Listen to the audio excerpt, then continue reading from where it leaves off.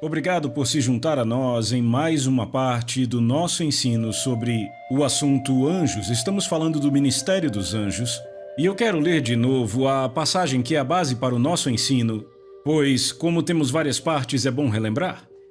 Em Hebreus, no capítulo 1, o capítulo inteiro está falando e comparando o ministério de Jesus com o ministério dos anjos. No versículo 14 ele diz: não são todos eles espíritos ministradores, falando dos anjos, espíritos ministradores enviados para serviço a favor daqueles que serão herdeiros da salvação.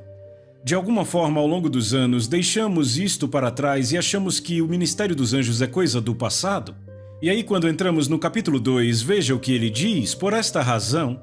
E se ele diz por esta razão, ele está ligando uma coisa à outra. São dois versículos ligados. A divisão dos capítulos meio que quebra, mas dá para dizer claramente que ainda estamos falando sobre o ministério dos anjos. Ele diz: por esta razão importa que nos apeguemos com mais firmeza às verdades ouvidas, para que em tempo algum deixemos elas escaparem. Veja, quando ele diz para que em tempo algum, isso significa que você pode ter o ministério dos anjos operando ao seu favor em todo o tempo. Então, temos que nos apegar com mais firmeza às verdades ouvidas. E que verdades foram estas ouvidas? A comparação do ministério de Jesus com o ministério dos anjos, duas coisas envolvidas. O ministério de Jesus é maior, mas o ministério dos anjos, eles são espíritos ministradores, são seres criados, projetados por Deus para servirem a seu favor, para lhe ajudarem em tempo de necessidade. Então, aqui ele diz: para que em tempo algum deixemos isto escapar. Mas, pessoal, nós somos culpados disso, nós temos deixado isso escapar. Vemos no Velho Testamento que havia o ministério dos anjos, vemos até no Novo Testamento, mas de alguma forma deixamos isso escapar de nós. Agora note o que ele continua dizendo: se, pois, se tornou firme a palavra falada por meio de anjos, e toda transgressão ou desobediência recebeu a sua justa recompensa. Vamos falar sobre isso um pouquinho. Em outros vídeos eu já falei sobre esse assunto. Zacarias provocou um anjo. O anjo do Senhor veio até ele e disse: Isabel vai ter um filho. E Zacarias disse: como eu vou saber? Dê-me um sinal. Em outras palavras, ele estava dizendo: como eu sei que você está falando a verdade? Me dê um sinal. O anjo disse: eu vou dar um sinal, sim. Certo. Ele disse: você vai ficar mudo e não poderá falar até o dia que isso acontecer. Porque se não calarmos a sua boca, nada disso acontecerá. Você não fala dúvida e incredulidade e recebe as promessas de Deus manifestas em sua vida. Então, ele provocou um anjo. Agora veja, era um anjo do Senhor. O nome dele era Gabriel. Ele se apresentou desta forma. E eu quero falar sobre isso um pouco, porque às vezes as pessoas dizem: sabe, o anjo do Senhor na verdade era o próprio Jesus. Ora, eu não discordo que é possível que em algumas passagens do Velho Testamento isso seja verdade, que a palavra anjo indique o próprio Senhor. Agora deixa eu te mostrar porque você não pode dizer que toda vez o anjo do Senhor é Jesus, por toda a Bíblia, porque veja, aqui está o anjo do Senhor aparecendo a Zacarias. E então, quando passamos aqui para o capítulo 2 de Lucas, nós descobrimos quando o anjo, no capítulo 2, verso 8, diz: havia naquela mesma região pastores que viviam nos campos e guardavam seu rebanho durante as vigílias na noite. Isso foi quando Jesus nasceu.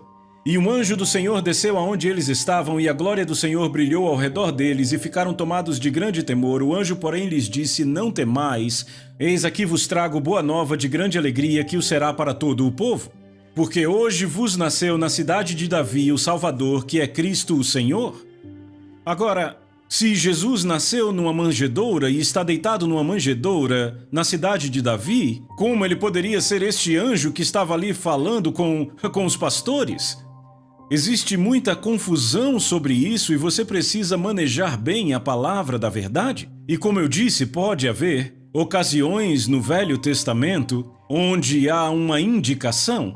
Não se pode provar sem dúvida nenhuma, mas há indicações no Velho Testamento que quando se fala do anjo do Senhor, isto se refere a Jesus, ao próprio Jesus antes de ele vir para a terra. Mas aqui fica óbvio que este anjo do Senhor não pode ser Jesus, porque o anjo do Senhor está falando com os pastores e Jesus, o bebê, está deitado numa manjedoura em Belém.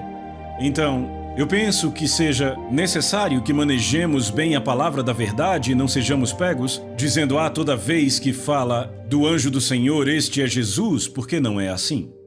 Bem, eu me desviei um pouco aqui, mas vamos continuar no nosso assunto. Zacarias provocou um anjo e isto causou problemas a ele. Nós também temos um fato na Bíblia que diz que Balaão provocou um anjo. Você lembra? Ele provocou um anjo, o Senhor tinha dito a ele para não ir com aqueles homens e os homens ofereceram a ele mais dinheiro e ele disse, tudo bem, eu vou checar de novo para ver se é isso. E então ele acabou provocando um anjo, indo uma segunda vez se consultar com o Senhor sobre a mesma coisa.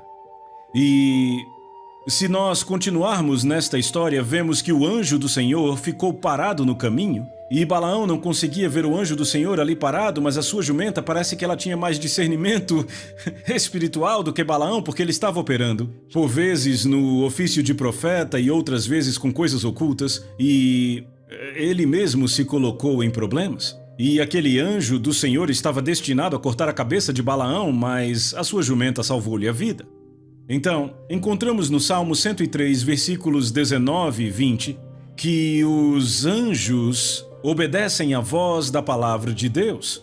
E quando você começa a falar a palavra de Deus, quando você proclama a palavra de Deus, consegue uma audiência com os anjos? Isso está em Lucas 12, onde Jesus disse, se me confessarem diante dos homens, eu confessarei vocês diante dos anjos de Deus. Jesus era a palavra que se fez carne. Ou seja, se mantemos a palavra de Deus em nossa boca, conseguimos uma audiência com os anjos, porque os anjos estão ouvindo o que você está falando.